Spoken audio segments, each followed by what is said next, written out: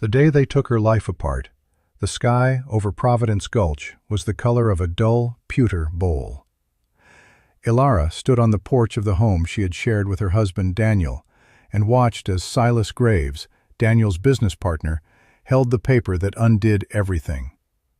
Her husband had been gone a month, lost to a rock slide in the high claims, and the grief was still a raw, physical weight in her chest. But this was a different kind of wound, a cold and deliberate incision. "It's all here, Ilara," Graves said, his voice devoid of sympathy. He was a man built of hard angles and calculations, his face weathered not by sun, but by a constant internal squint of appraisal. "The partnership agreement Daniel signed is clear. In the event of one partner's death, all shared assets revert to the surviving partner for liquidation to clear outstanding debts." "Debts?" Her voice was a dry whisper. "We had no debts." Graves tapped the paper with a thick finger. The assay reports were poor. The equipment loans were substantial. The company was insolvent. It was a lie, and they both knew it. Daniel had been meticulous. But Daniel was dust and rock now, and Silas Graves was standing on her porch with a piece of paper that held more power than her memory. The town sheriff stood behind him, looking at his own boots, a silent, unwilling accomplice to the quiet violence of the law.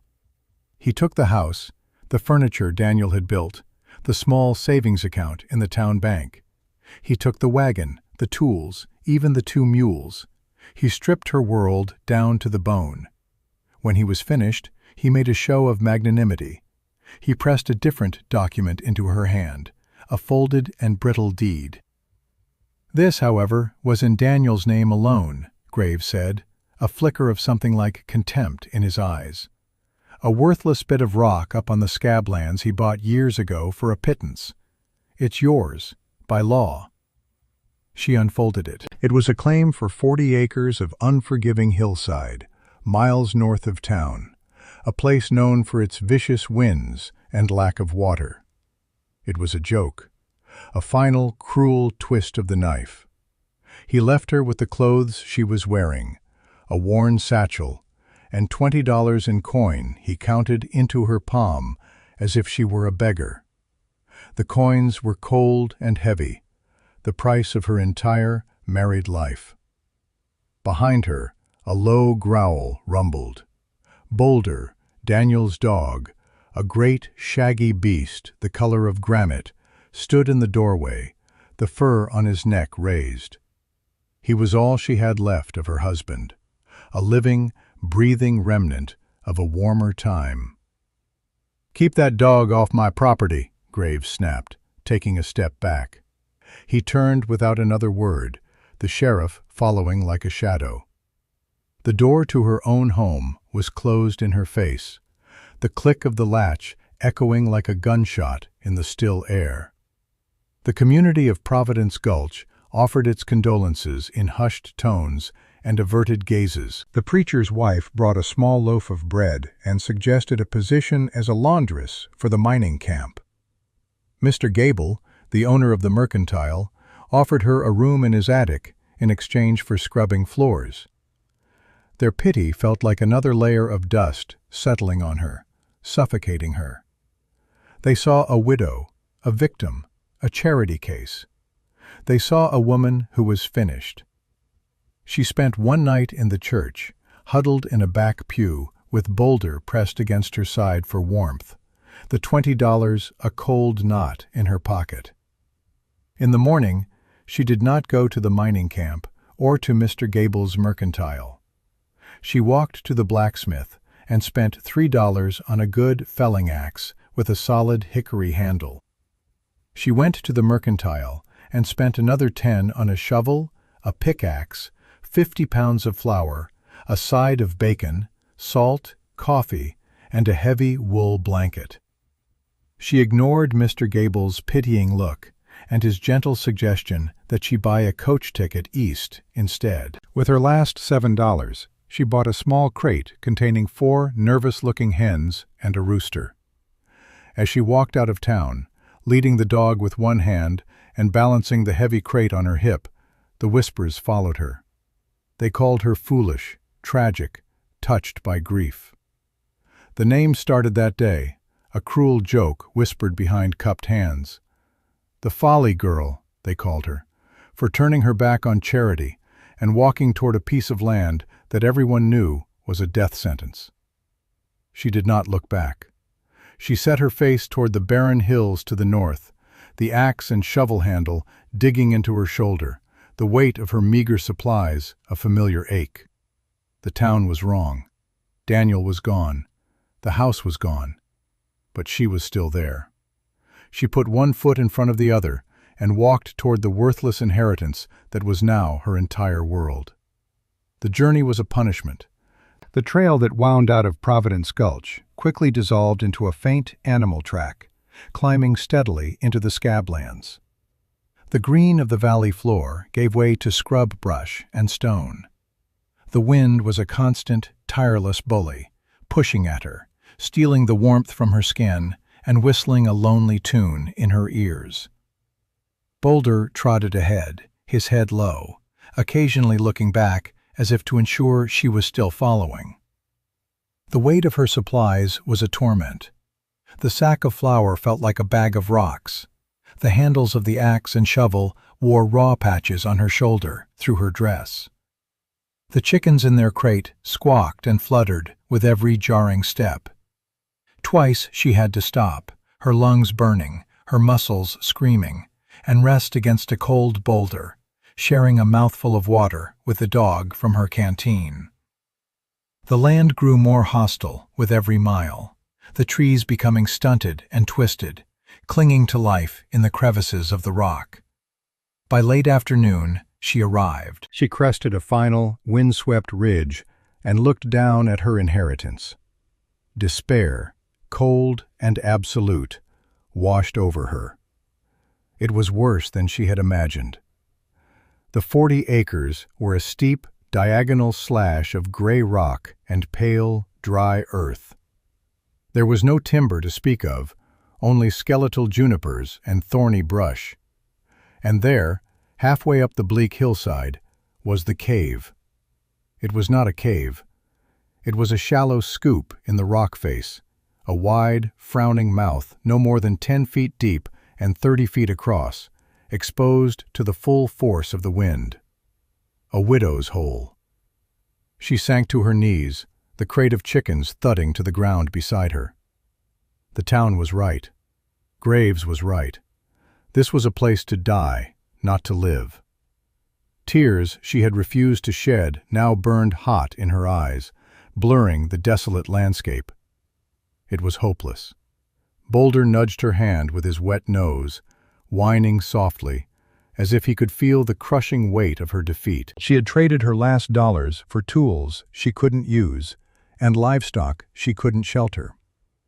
She sat there for a long time, the cold wind drying the tears on her face, until the sun began to dip toward the horizon, painting the cruel rocks in shades of orange and pink. The cold was beginning to seep into her bones. She had to do something. She had to survive the night. With a shuddering breath, she pushed herself to her feet.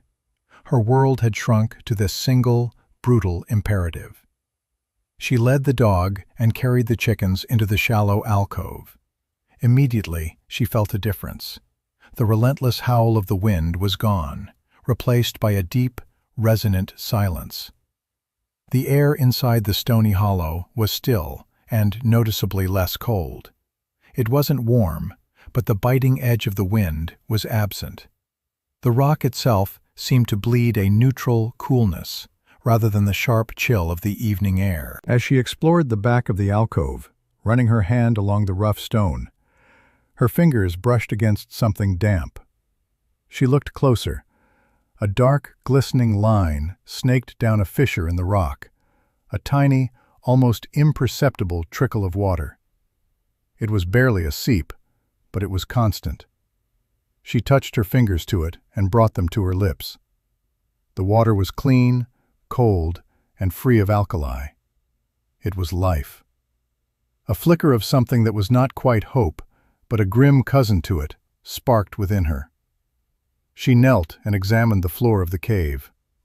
It was mostly loose scree and dust, but near the back, where the water seep made the ground damp, the earth was different. She scooped up a handful. It wasn't soil. It was a dense, heavy clay, pale gray and smooth. It was plastic in her hands, clinging to her fingers, cool and substantial. She rolled it into a ball. It held its shape perfectly. She stood up, looking from the water to the clay, to the massive stone wall that blocked the wind. The town saw a worthless hole. Her husband's memory, a prospector's eye, saw something else. Daniel had always said to look at what things were made of. This place wasn't just rock. It was shelter from the wind. It was water, and it was earth. An idea, wild and desperate, began to form in the ruin of her despair. She looked at her raw hands, then at the mountain of stone around her. It wasn't a grave, it was a quarry. The first weeks were a blur of brutal, mind-numbing labor. Ilara's body, accustomed to the rhythms of a townswoman's life, rebelled. Her hands, soft and uncalloused, blistered on the first day of swinging the axe. By the third day, the blisters broke, leaving raw, weeping patches of skin that seared with pain every time she gripped a tool. Her muscles screamed in protest, a deep, burning ache that settled into her back and shoulders and never truly left. Exhaustion was a constant companion, a heavy blanket she could never shrug off. She started with the most immediate need, a wall. The cave's opening was a gaping mouth, and while the back wall blocked the wind, the cold air still swirled inside. She needed to enclose a space. Using the pickaxe, she cleared the loose rock and debris from one side of the alcove, creating a level foundation. Then, she began gathering stones. Not the small scree, but larger, flatter rocks she found scattered on the hillside. Each one was a dead weight, a struggle to lift and carry. She hauled them one by one, her breath coming in ragged gasps, her vision sometimes swimming with fatigue. She used the thick gray clay from the back of the cave as mortar. She mixed it with water from the seep and dry grass for a binder, stomping it with her bare feet until it was a thick, sticky paste. It was primitive, but it worked. She laid the first course of stones, filling the gaps with the heavy clay mud. It was slow, agonizing work. Some days she would only manage to lay a single foot of wall. More than once, a section of her clumsy masonry collapsed, forcing her to start again, fighting back tears of frustration. Boulder would watch her, a silent, furry sentinel, occasionally licking the salty sweat from her hand during a moment of rest. While she built, she also worked to secure her other systems. She used the pick and shovel to dig a shallow basin at the base of the water seep, then spent 2 days lining it meticulously with a thick layer of clay, smoothing it with her hands until it was a watertight cistern. Every morning, it was full of clear, cold water. It felt like a miracle. For her chickens, she walled off a small recess in the back of the cave, creating a tiny, protected coop where they were safe from predators and the cold. Their cheerful clucking was a welcome sound in the profound silence of the scablands.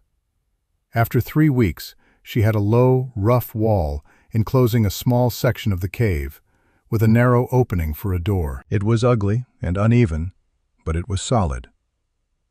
She used her wool blanket as a temporary door, and for the first time, she had a space that could almost be called a room. That night, huddled inside with Boulder, the chickens rustling nearby, she felt the first fragile sense of accomplishment. She was still alive. She had built something. But the work had only just begun. The clay was the key. She had seen bricks in Providence Gulch, the expensive, fired bricks that made up the hearth of the banker's home. She knew they were made of clay and cooked by fire. She had an endless supply of the former. The latter would be a challenge. She began to experiment. She formed small, rough bricks by hand, pressing the wet clay into a small wooden frame she hacked together. She set them in the sun to dry, turning them every day. Then, she built a small, crude pit, a miniature kiln. She stacked the dried bricks inside, covered them with shards of rock, and built a massive fire of juniper and scrub brush around it, feeding it for an entire day and night until she collapsed from exhaustion. She let it cool for 2 days, her stomach tight with anticipation. When she finally cleared away the ash and stone, her heart sank. Most of the bricks had cracked or exploded from the uneven heat, but a few, right in the center, had survived. They weren't perfect, but they were hard as rock and had turned a deep, earthy red. One had a glassy sheen to it where the heat had been most intense. She held one in her hand. It was heavy, solid, and warm from the residual heat. It worked. That small red brick changed everything. It was no longer just about survival. It was about building. She needed to build a proper kiln, one that could hold the heat and bake the bricks evenly. And to build a proper kiln, she needed proper bricks. It was a circular problem, a puzzle of labor. Weeks turned into a month, then 2. Her body hardened. The blisters on her hands turned to thick calluses. The ache in her muscles became a familiar, steady hum. She fell into a rhythm dictated by light and exhaustion. Dig clay, mix mud, form bricks, haul wood, fire the kiln, stack the finished bricks. She built a larger kiln, a squat, domed structure made from her own imperfect, first-generation bricks, mortared with more clay. She learned the secrets of the fire, how to control the temperature, how to stack the green bricks to allow the heat to circulate. She learned to read the color of the flame and the smell of the smoke. Her pile of good, hard red bricks grew slowly. 12, 50, 100. Each one was a victory, a testament to her will. She used them to build a proper fireplace and chimney against the rock wall of the cave, venting the smoke up through a natural fissure in the stone she had discovered and painstakingly widened. The first fire she lit in that hearth was a sacred moment. The smoke drew perfectly, and the heat, instead of dissipating, seemed to sink into the bricks and the surrounding stone, radiating a deep, steady warmth that filled the entire enclosure. One day, with her food supplies dwindling, she knew she had to return to town. The journey back was different. She was leaner, harder, and the walk felt shorter. But the reception in Providence Gulch was the same, if not worse. Her appearance, gaunt and weathered, her dress stained with clay and soot, confirmed their narrative. She was the mad widow, the folly girl, clinging to a hopeless dream. She walked into Gable's Mercantile, Boulder at her heels. The store fell silent. Mr. Gable leaned on the counter, a look of profound pity on his face. "Ilara," he said softly. "Child, you look half-starved. Let me get you a hot meal. You can't go on like this."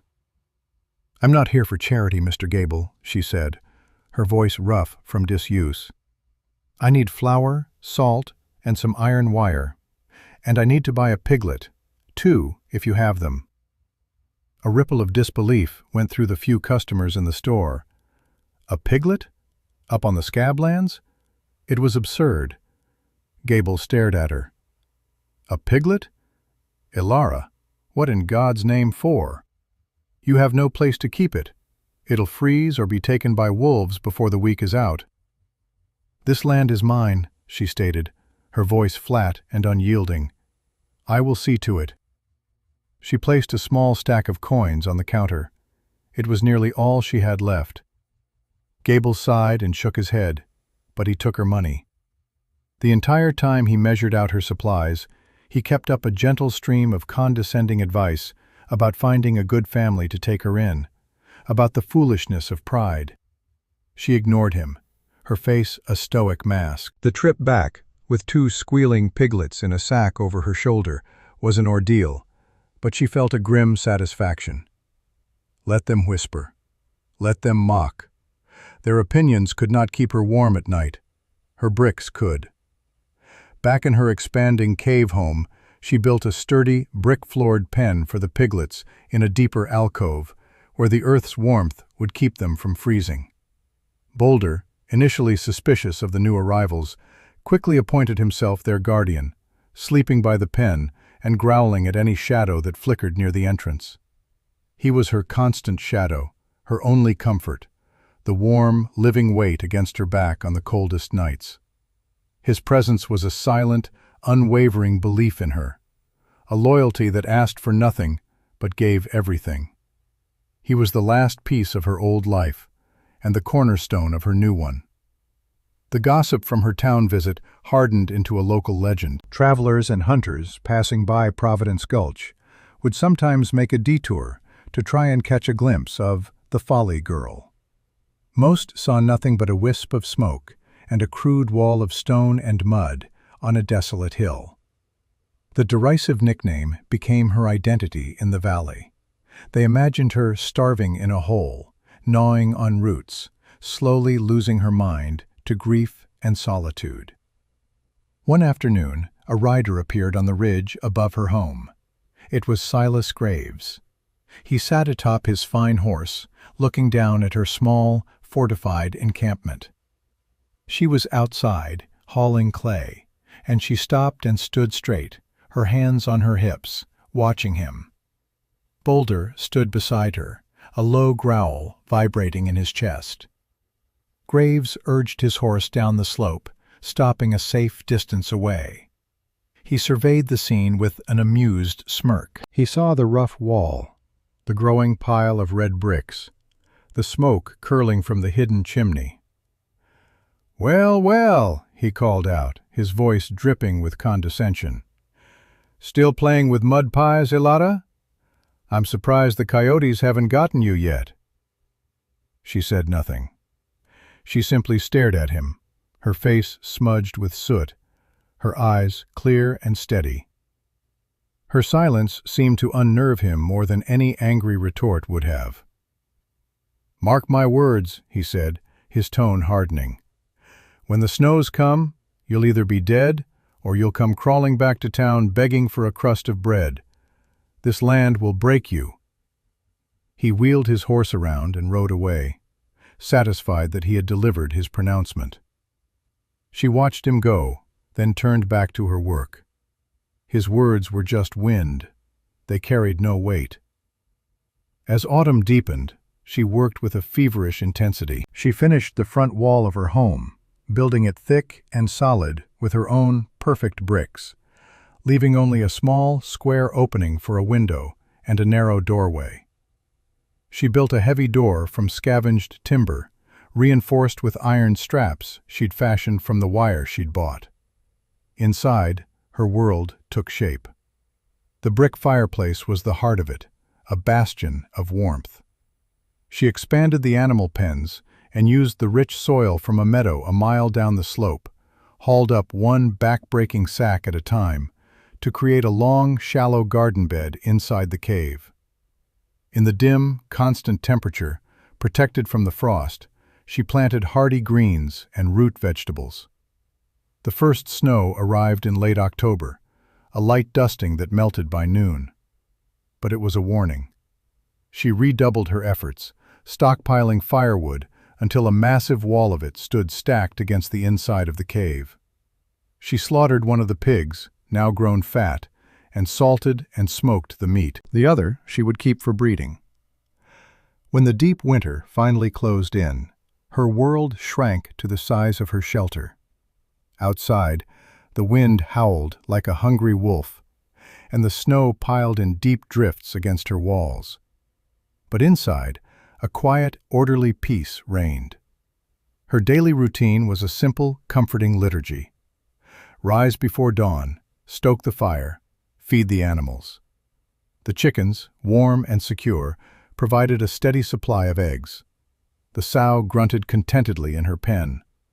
The greens in her subterranean garden grew slowly, a miracle of pale green life in the dead of winter.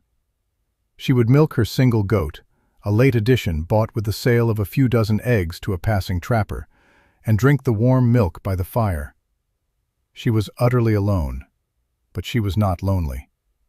She was the sovereign of her small, warm, functioning world. Every sound, the crackle of the fire, the soft clucking of the hens, the rhythmic thump of Boulder's tail on the stone floor, was a testament to her victory over the desolation outside. She had taken a worthless hole and a pile of mud and built a life. Before the Great Freeze, smaller tests came. A week of unseasonable rain in early winter sent a torrent of water down the hillside. Her carefully dug diversion channels, which had seemed excessive at the time, worked perfectly, guiding the floodwaters around her dwelling. The cistern overflowed, but the shelter itself remained bone dry. Another time, a pack of hungry wolves, drawn by the scent of the pig, circled her home for 2 nights. Their howls were a terrifying symphony just outside her door, but the solid brick and heavy wood held firm. Boulder's furious barking from within was enough to keep them from attempting a direct assault. Each challenge met and overcome made her stronger, more confident in the systems she had built. She was not just surviving, she was prevailing. The Great Freeze of '83 did not arrive gently. It descended like a hammer blow from the north, a mass of Arctic air that shattered all previous records. The temperature plummeted far below zero and stayed there, day after agonizing day. The wind that came with it was a living entity, a malevolent force that screamed across the scablands.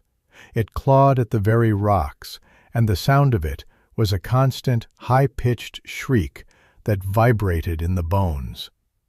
The world outside Ilara's door became an alien landscape of white, howling chaos. Trees, frozen solid, exploded with reports like rifle shots. The very air seemed thin and sharp, a knife in the lungs. But inside Ilara's cave, there was warmth. There was calm. The thick stone walls and her double-bricked facade, chinked with clay, were impervious to the wind. The howling was a distant, muted roar, the fury of a beast locked outside. The heart of her sanctuary was the fireplace. The fire-clay bricks she had made, fired at such high temperatures, held the heat in a way normal bricks never could. The entire structure of the fireplace and chimney became a massive thermal battery. Long after the fire was banked to coals for the night, the bricks and the surrounding rock wall continued to radiate a deep, penetrating warmth into the room. Her animals were safe and calm in their insulated pens. Her small garden, deep within the cave, was untouched by the frost, its temperature stable and cool. The water in her cistern did not freeze. She was not fighting the storm. She was simply outside its reach, an observer in a bubble of warmth and order, while the world tore itself apart. She had firewood to last a month, food to last 3. She had built not just a shelter, but an ark. In Providence Gulch, the freeze was a catastrophe. The town was built of wood and poorly mortared stone, designed for ordinary winters, not for this Arctic assault. The cold was an invading army. It found every crack, every weakness. Frost climbed the inside of walls. Water barrels froze solid and split. Families huddled around their fireplaces, feeding them constantly, burning through their wood piles at an alarming rate. Then the fires started. The intense, prolonged heat required to fight the cold caused the inferior local mortar in the town's chimneys to crack and crumble. Sparks found their way into dry attic timbers. The first fire was at the Mercantile. Mr. Gable's building went up in a terrifying pillar of flame against the white landscape. The volunteer fire brigade was helpless. Their water froze in the hoses. They could only watch it burn. 2 days later, the smithy's chimney failed, and then a fire broke out in the boarding house. Panic turned to terror. Their homes, their only refuge from the killing cold, were becoming traps. The very hearths meant to save them were threatening to destroy them. The town's confidence, its belief in its own sturdy permanence, shattered like frozen glass. On the 5th day of the freeze, Elara heard a sound that did not belong to the storm. It was a frantic, rhythmic banging on her heavy wooden door. Boulder erupted in a frenzy of barking, the fur on his back standing up like a brush. Elara grabbed a heavy iron poker from the hearth, her heart pounding. No one should be out in this. No one could survive it. She strained to listen over the wind and the dog. A voice, faint and hoarse, cried out, "Help! Please! Help me!" Holding Boulder back with one hand, she cracked the heavy door. A figure, completely encased in ice and snow, stumbled forward and collapsed onto her floor. It was a man, his face a mask of frozen agony, his clothes stiff as boards. She and Boulder dragged him inside, away from the lethal cold, and barred the door again. The warmth of the room hit him, and he began to groan, a terrible, low sound of pain. As she cut away his frozen coat and gloves, she recognized him. His name was Thomas, a young ranch hand who worked for Silas Graves. His hands and feet were a dead, waxy white. He was rambling, delirious, talking about lost cattle. Graves had sent him out to check on a herd in a remote canyon, a fool's errand in this weather. He had gotten lost in the whiteout, his horse had fallen, and he had been wandering for a day, guided only by the faint, intermittent wisp of smoke from her chimney. She looked at him, shivering uncontrollably on her floor. A man who worked for the architect of her ruin. She thought of her carefully rationed firewood, her stores of food. Helping him would cost her. It would dip into the precious margin of safety she had fought so hard to build. A bitter, cold part of her wanted to remember the mockery, the injustice, the satisfaction of being right. But the memory was fleeting. It was burned away by the sight of his suffering. This was not about Silas Graves. This was about a human being dying on her floor. Her moral choice was no choice at all. It was an imperative, as clear and simple as the need to stoke a fire or draw water. She had built this sanctuary not just to save herself, but because this was who she was, a person who builds, who mends, who sustains. To turn him away would be to betray the very foundation of the life she had created here. She went to work. She wrapped his frozen extremities in blankets, careful not to warm them too quickly. She brewed hot, weak tea and forced him to sip it. She rubbed his chest and back, trying to restore circulation. For 2 days, she nursed him, sleeping in short bursts, Boulder a constant, warm presence by the man's side. She used her resources without a second thought, her focus narrowed to the single task of keeping him alive. When the worst of the freeze finally broke, the wind dying down to a low moan, Thomas was weak but lucid. He was alive. Elara loaded the small sled she had built for hauling firewood, with blankets and several of her bricks, heated in the fire and wrapped in cloth to create a portable source of warmth. She hitched Boulder to the front with a makeshift harness. Together, they would try to get Thomas back toward the valley. They had not gone more than a mile, moving slowly through the deep snow, when they saw a group of riders approaching. It was a search party from the town, led by a frantic-looking Silas Graves. He pulled his horse up short, his jaw dropping as he took in the scene, his missing ranch hand, alive, being pulled on a sled by the very woman he had exiled and mocked. Graves dismounted and stumbled through the snow toward them. He ignored Elara at first, his attention fixed on Thomas. "He's alive," Graves breathed, his voice thick with a mixture of relief and disbelief. "My God, we thought he was dead." Thomas, weak but clear-eyed, looked past his employer to Ilara.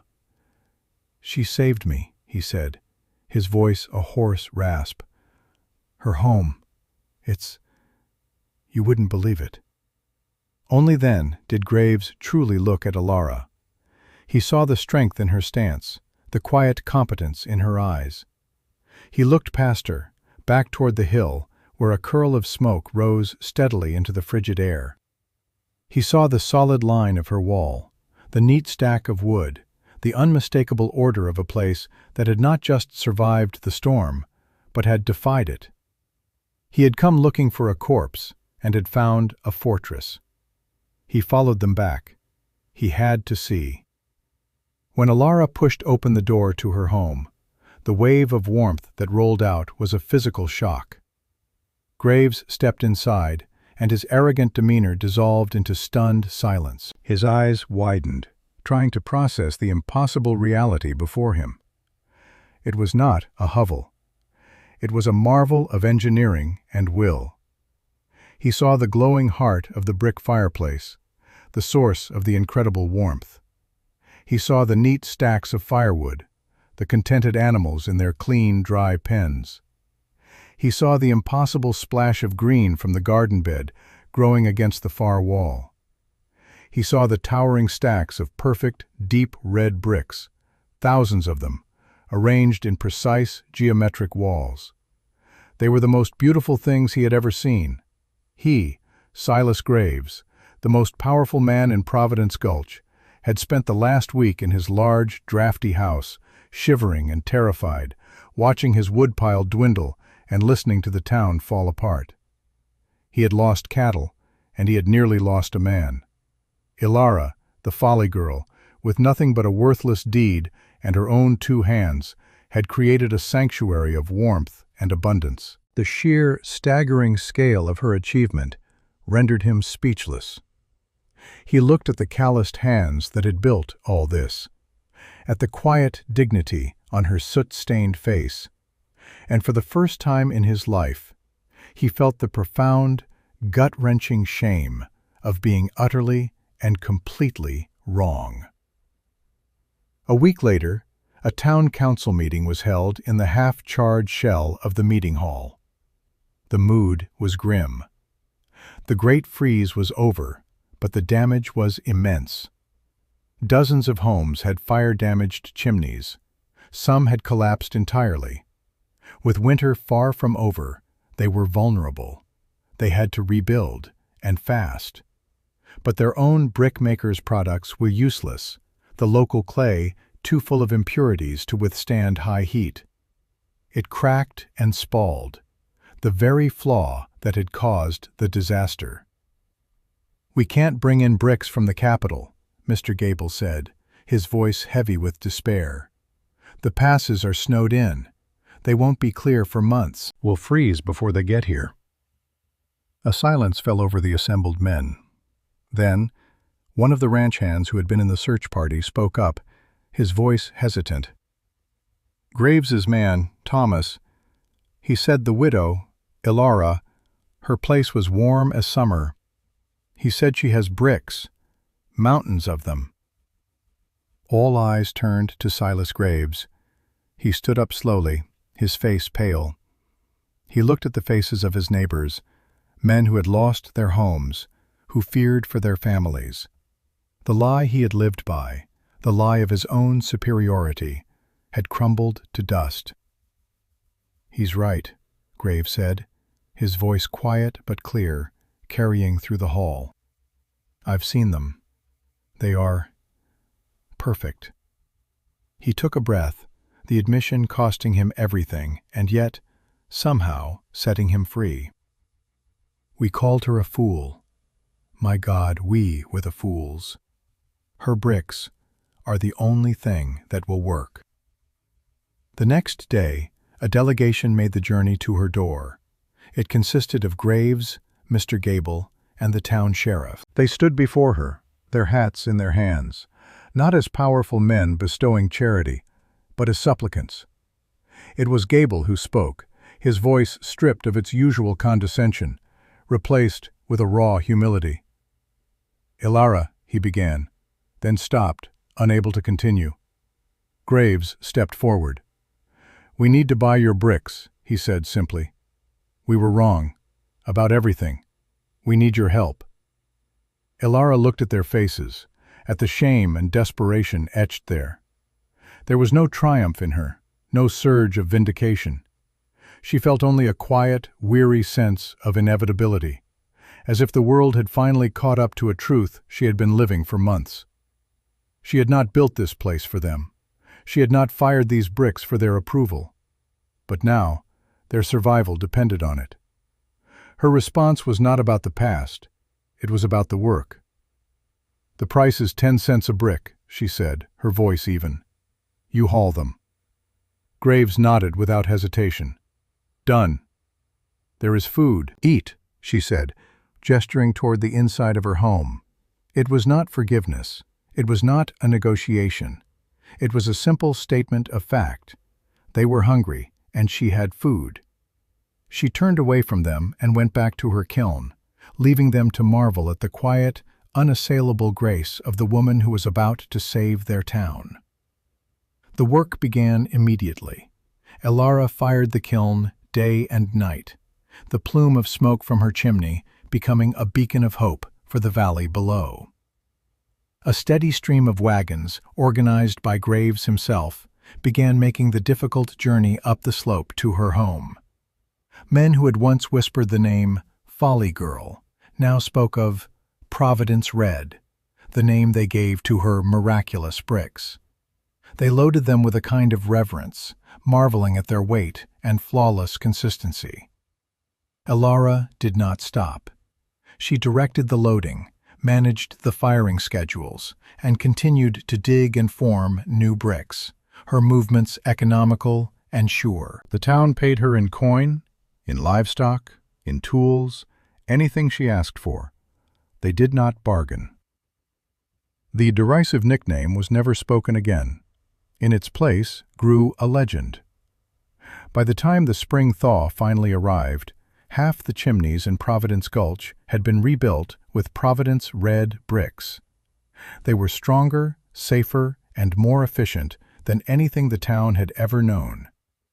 Silas Graves, a diminished figure, sold off most of his holdings to pay his debts and finance the rebuilding, working alongside the other men, hauling the bricks his victim had created. His power was broken, but in its place was a quiet, humbled respect.